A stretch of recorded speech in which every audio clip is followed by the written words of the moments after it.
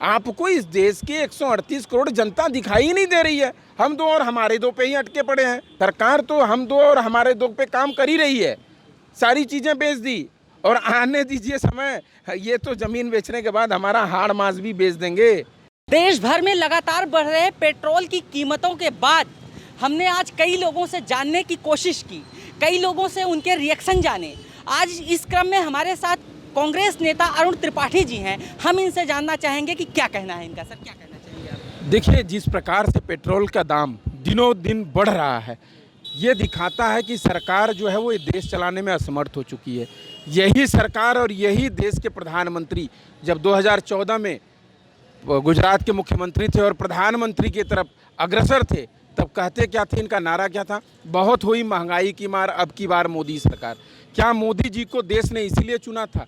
मैं तो आपके माध्यम से मोदी जी को ये कहना चाहता हूँ कि देश की जनता ने आपको जनमत दिया, आपको जनाधार दिया, आप पर विश्वास जताया। आपने क्या किया? विश्वास को तार तार कर दिया। ना इस देश में अखंडता बची है, ना इस देश में रोजगार है, ना इस देश में महंगाई पे लगाम है, ना इस देश में गरीब तबके के लोग रहन बसन कर सकते हैं। आज स्थिति ये है कि अगर 15,000 रुपये कमाने वाला कोई व्यक्ति नौकरी कर रहा है तो कोविड के समय में कंपनियों ने उसके भी सैलरी काट रखी है 20%, 30% सैलरी डिडक्शन हो गया। अगर किसी को 10-11 हज़ार रुपये मिल रहा है तो वो मोटरसाइकिल से जा ही नहीं सकता अपने ऑफिस, उसको अन्य साधन से जाना होगा, नहीं तो पैदल जाए, क्योंकि उसको अपना गुजारा करना है, अपने घर में 2 वक्त की रोटी खानी है। अब रोटी कैसे खाए? सिलेंडर के दाम पिछले 10 दिनों में आप देखेंगे तो 50 रुपये बढ़े हैं। आज तक के इतिहास में कभी ऐसा नहीं हुआ कि सिलेंडर के दाम 10 दिनों में 50 रुपये बढ़े हों। कांग्रेस के समय में यही लोग सिलेंडर ले लेकर के रोडों पर बैठ करके कहते थे सिलेंडर के दाम बढ़ गए, जब 25 पैसे और 50 पैसे बढ़ा करते थे। आज 50 पैसे बढ़ गए और एक भी मंत्री आकर के ये बयान नहीं दे रहा है कि ठीक है ये किस कारण हो रहा है। ये स्पष्ट करें किस कारण हो रहा है, नहीं तो ये बताएं कि ये किसके लाभ के लिए किया जा रहा है। सर, बीते 2 महीनों में 11 रुपये के तकरीबन पेट्रोल बढ़ चुके हैं और वरिष्ठ पत्रकार वशिष्ठ नारायण सिंह जी कह रहे थे कि बीजेपी जी जब थी तो सरकार को घेरने का बराबर काम करती थी, लगातार सड़कों पर उतरती थी। कांग्रेस इस पर ध्यान नहीं दे रही, यही कारण है कि वो सत्ता में आए और ये नहीं। देखिए, वो वरिष्ठ पत्रकार हैं, उनका बोलना लाजमी है और अच्छा है कि कम से कम उनके माध्यम से ही इस देश के लोग जागरूक हों। लेकिन रही बात कांग्रेस की, कांग्रेस हर प्लेटफॉर्म पे हर व्यक्ति की बात जो है वो सदन से लेकर के सड़क तक उठाती रहती है। आपने देखा होगा कि आज से नहीं, जब से मोदी जी सत्ता में आए हैं तब से विपक्ष जब भी सड़कों पर आंदोलनरत होता है या कोई भी बात करता है तो उसके ऊपर झूठे मुकदमे लादे जाते हैं, उनके आंदोलन को तोड़ा जाता है। आज देखिए क्या है, किसान लगभग 3 महीने से आंदोलनरत हैं, किसानों के लिए किले बिछाए गए, किसानों के लिए इस प्रकार की बैरिकेडिंग की जा रही है जैसे लग रहा है कि कश्मीर और चीन का बॉर्डर हो। ये सरकार जो है ये विपक्ष को भी तोड़ना चाहती है और ये सरकार कंफ्यूज वाली सरकार है। ये सरकार भी चलाना चाहते हैं, ये विपक्ष की भी भूमिका में रहना चाहते हैं। अगर कोई प्रश्न हम पूछें तो ये उल्टा हम ही से प्रश्न पूछते हैं, उस प्रश्न का उत्तर देने के बजाय उल्टा प्रश्न पूछ लेते हैं। विपक्ष में तो हमारा अधिकार है, ये मौलिक अधिकार है कि हम प्रश्न पूछेंगे, हम जनता के हितों की बात करेंगे, आपसे आपको करना पड़ेगा। लेकिन सरकार है, सरकार जनता के हितों की बात नहीं करेगी, उल्टा अनर्गल बातें करेगी। सर, आप कह रहे हैं कि मुकदमे लादे जा रहे हैं, अगर आप मुकदमों से डरेंगे तो आप कैसी राजनीति करेंगे? नहीं, हम मुकदमे से नहीं डर रहे हैं। आपको याद होगा कि कल ही राहुल गांधी जी ने स्पष्ट किया है राजस्थान की रैली में कि आप पूरी कांग्रेस को क्यों नहीं जेल में बंद कर देते। अगर आपको कांग्रेस से या राहुल गांधी से इतना ही डर लग रहा तो आप पूरी कांग्रेस को उठा के जेलों में बंद कर दीजिए, क्योंकि आप तो तानाशाही रवैया अपना चुके हैं। आप इस देश में कोई भी व्यक्ति, कांग्रेस का ही नहीं, कोई भी विपक्षी दल हो या कोई भी व्यक्ति अगर प्रश्न पूछता है तो उसको ये सरकार जेल में बंद कर देती है, झूठे मुकदमे फंसा देती है। आज भी एक घटना घटी है, टीवी पे दुनिया भर के डिबेट चल रहे हैं उसी मुद्दे पर, जबकि ये आज का विषय होना चाहिए कि इस देश में बेरोजगारी कैसे कम होगी, इस देश में महंगाई कैसे कम होगी, या देश कैसे सुचारू रूप से चलेगा, गरीब के रोटी में थाली में रोटी कैसे पहुंचेगी, सिलेंडर के गैस आपने क्यों महंगे कर दिए। आप एक तरफ कहते थे कि हम रसोई में महिलाओं को सब्सिडी देंगे, हम महिलाओं के लिए आंसू, उनको धुआं फूकती हैं तो आंसू आता है। आप इस तरीके का कर रहे हैं कि सिलेंडर आप महंगा कर दिए। और आपको मैं बता दूं, इनका उज्ज्वला योजना जब कांग्रेस सत्ता में आएगी तो जनता के सामने हम ले आकर के रख देंगे। सबसे बड़ा घोटाला और सबसे बड़ा फ्रॉड उज्ज्वला योजना में ये किए हैं। सर, अभी हमने कई लोगों से बात की, आज हम पेट्रोल पंप पर आए, लोगों का रिएक्शन जानने की कोशिश की।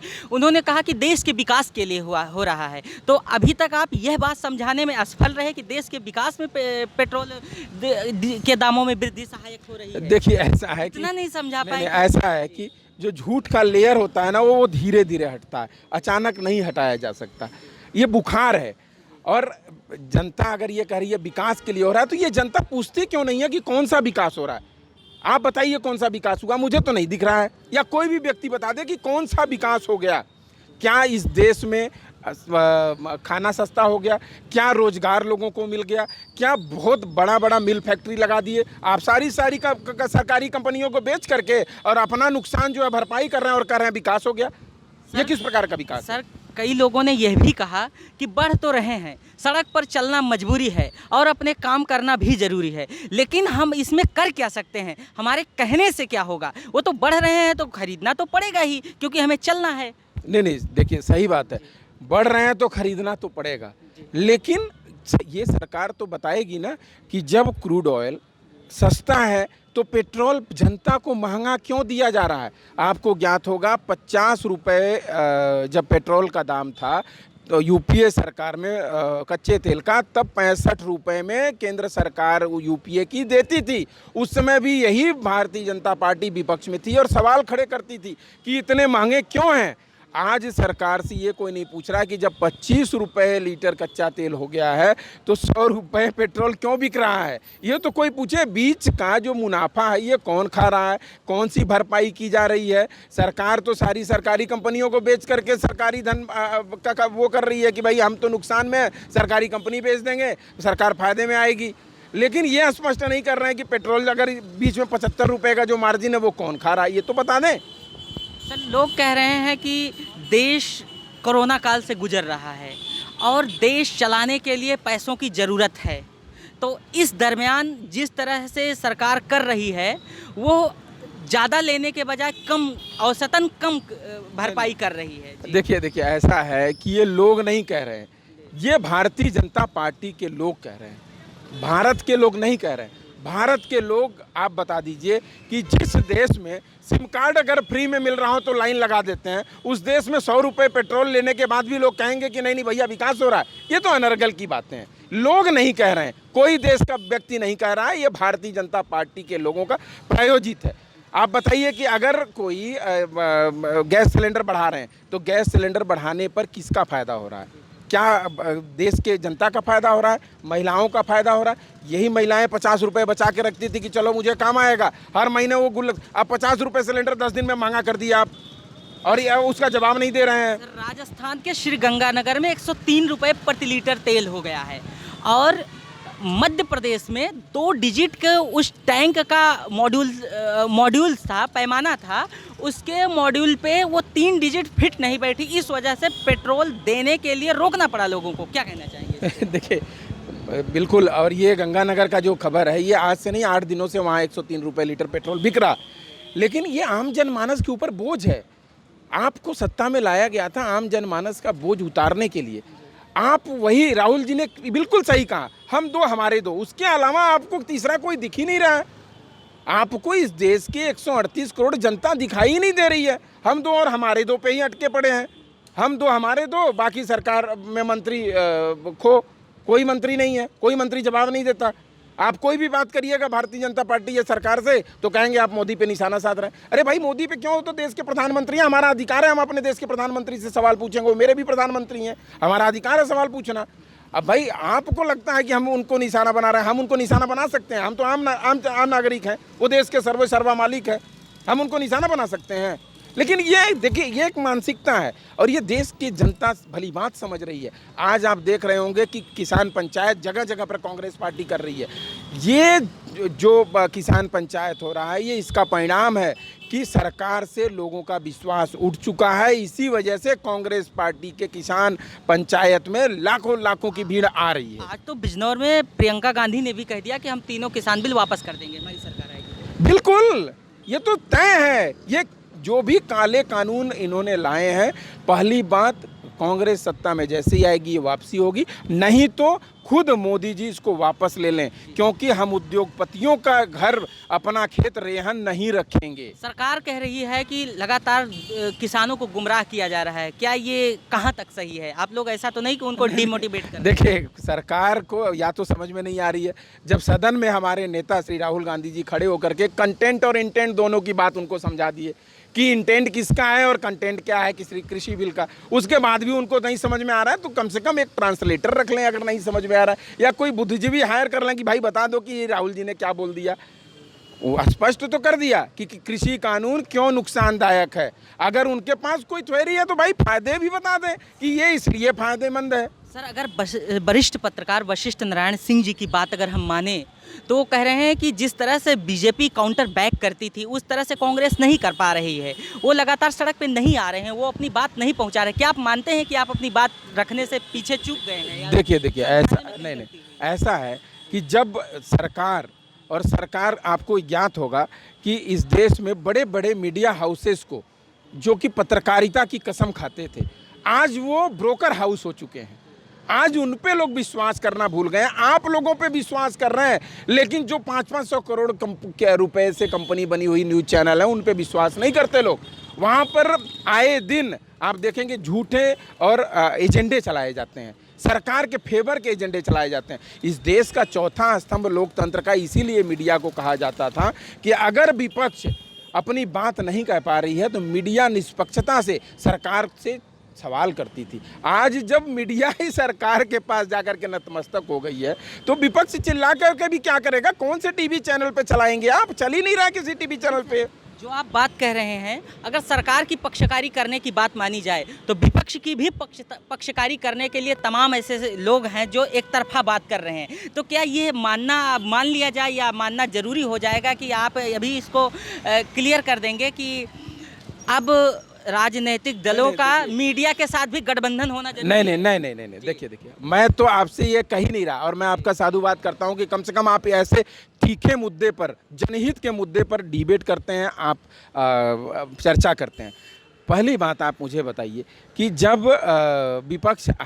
विपक्ष आपसे कहती तो नहीं है कि आप मेरा न्यूज़ दिखाइए, कम से कम जनहित के तो न्यूज़ दिखाइए, जनता के हित की तो बात करिए। आप जनता के हित की बात नहीं करते। मन की बात होगी तो 1 घंटे तक आप लाइव कर देंगे, और जब जनता की बात होगी तो आप भूल जाएंगे। आप बताइए कि ये कहाँ का सही है?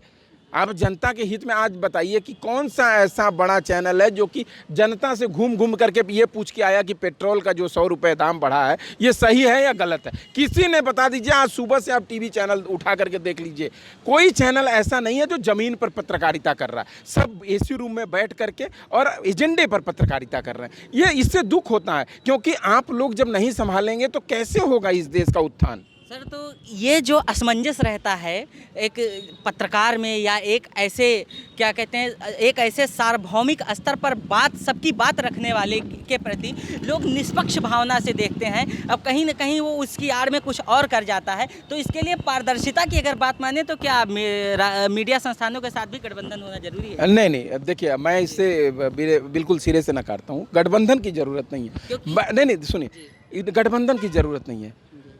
जो वहाँ पर गठबंधन हो रहा है उस गठबंधन को तोड़ करके कम से कम जनहित से गठबंधन करें, जनहित की बात करें। मौन स्वीकृति के साथ सपोर्ट करना जरूरी है? नहीं, मौन स्वीकृति नहीं। देखिए होता क्या है, आज आप मीडिया जगत से मेरे पास आए हैं, मैंने आपको सही बात बताया। अगर आप उसको टेलीकास्ट नहीं करेंगे तो मेरा क्या हो जाएगा या आपका क्या हो जाएगा? आप चाहें तो उसको करें, क्योंकि आपका वो चैनल है, आप ही चाहे उसको दिखा सकते हैं। लेकिन आप जब दिखाएंगे तो 50 लोगों को दिखेगा, 50 लोग जागरूक होंगे, उनको पता चलेगा कि नहीं सवाल उठाना जरूरी है। अगर हम प्रश्न नहीं करेंगे एकजुट होकर के तो नुकसान हमें है, नुकसान सरकार को नहीं है। सरकार तो हम दो और हमारे दो पे काम कर ही रही है, सारी चीज़ें बेच दी, और आने दीजिए समय, ये तो ज़मीन बेचने के बाद हमारा हाड़ मांस भी बेच देंगे, ये भी मैं बता दूँ। ये कहावत है, याद रख लीजिएगा, ऐसा कलयुग आएगा, याद है ना? तो वही वाला हाल है। ये कलयुग आ चुका है, ये मोदी जी के राज में कलयुग आया है। इन्होंने बड़े बड़े वादे किए थे। मैं तो आपको बता रहा हूँ, मैं तो क्वेटर से हूँ, भारत का क्वेटो आपने देखा है, सुना है नाम? मैं भारत के क्वेटो से आता हूँ जी। कभी आइए, क्वेटो घुमाते हैं। मोदी जी ने तो क्वेटो भी हमें दिया है। मोदी जी ने जितना नुकसान किया है भारत का उतना कोई व्यक्तिगत तौर पे नहीं किया, खास करके बनारस का।